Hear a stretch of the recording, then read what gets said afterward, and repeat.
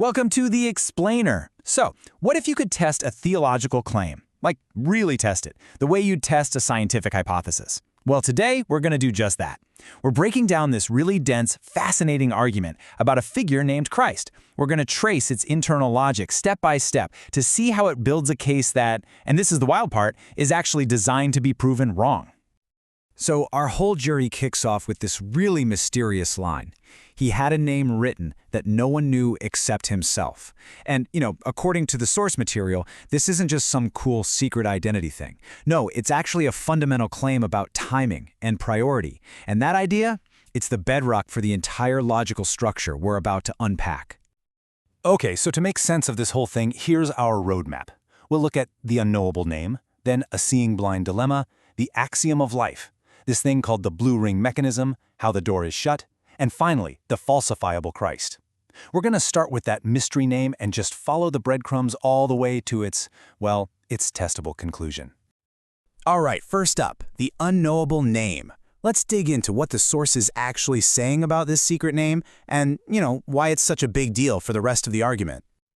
Okay, so here's the absolute key. This whole unknown name thing, it's not just for dramatic effect. It's a rule, a logical premise.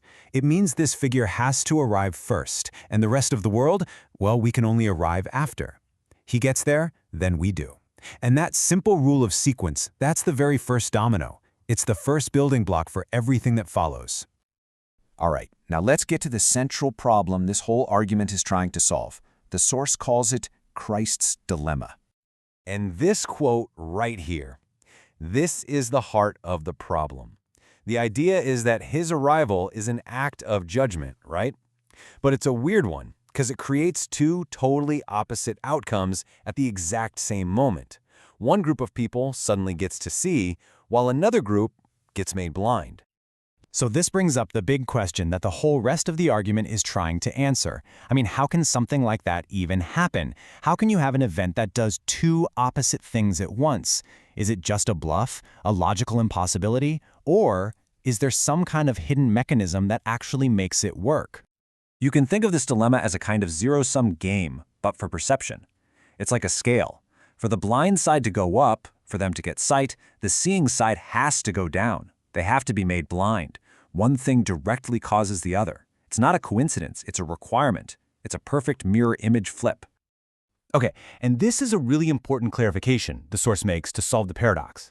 We're not talking about physical eyesight here. The text says everyone can see the man, Jesus, like with their eyes. The real dilemma is about perceiving a specific identity, the identity of Christ. That's what some people are suddenly able to see, and what others are suddenly made blind to. So how do you solve a puzzle like that? Well, the source doesn't go for some complex philosophy. Instead, it pulls out a fundamental rule, an axiom, that it says comes straight from the tree of life. And this verse, this is basically the origin story for that rule. The author's pointing here to say, look, the tree has a special property, a built-in rule, and you have to understand that rule before you can use it. And here it is. This is the absolute core mechanic of the entire system, the tree of life axiom. If it takes, it gives. If it gives, it takes. Think of it as a perfect two-way street, a law of reciprocal exchange. This simple little rule, it's the engine that drives the whole machine. So definitely remember this one. It's going to be important. Okay, so we have our rule. Now let's see how it actually gets applied. The source lays out a very specific, symbolic mechanism to show how this appearance of Christ could actually happen. So according to the source, for this whole appearance thing to work, a very specific symbolic event has to happen first. It's the formation of what's called a single loop, or a blue ring. Now don't think of this as a physical ring you can wear. It's more like a closed circuit of logic, a perfect, singular event. And it's the creation of this loop that sets up the exact conditions needed for Christ to be perceived. Now, to make sure this can only happen once, the author defines a super specific pathway. It uses these coordinates that are a lot like points on a clock face, defining a single, one-time only route from a very specific beginning to a very specific end. Again, this isn't a road you walk on, it's a logical path. And the key is, it can only be traveled once. Okay, so we've got the axiom, we've got the blue ring mechanism. How in the world does this all come together to solve that seeing in blind dilemma we started with? Well, the source lays it all out in a very precise 7-step process it calls shutting the door.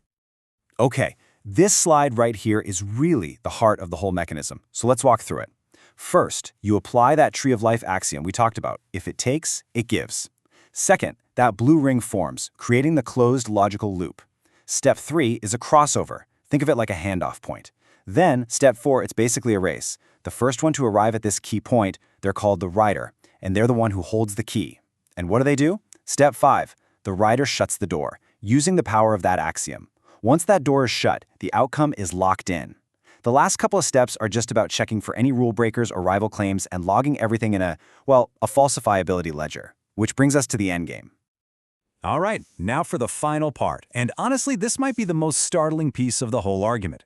It's the claim that this entire metaphysical structure isn't just a story. It's something that can actually be proven wrong.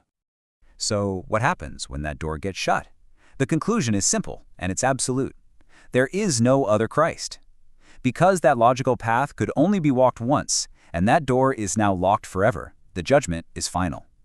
The one true Christ is revealed to those who are meant to see, and everyone else? They're permanently locked out. They are made blind to any other possibility. But here's the kicker. The author doesn't just leave it at that. They don't just say, believe me. They actually give us a list of specific, observable things that would completely tear down their entire argument. For example, if a different Christ appears, or if no Christ appears at all. If someone finds a real empirical flaw in the rules of the system, or discovers some other rival mechanism that came first, any of those things happen, and boom, the whole theory falls apart. And that leads us to this final, really provocative quote from the author. If a different Christ can appear, or no Christ, then I am wrong. Think about that. It completely transforms this abstract, symbolic argument into a testable hypothesis. It takes a claim that lives in the world of metaphysics and says, here, try to break it. Try to prove it false. And that really leaves you wondering, doesn't it?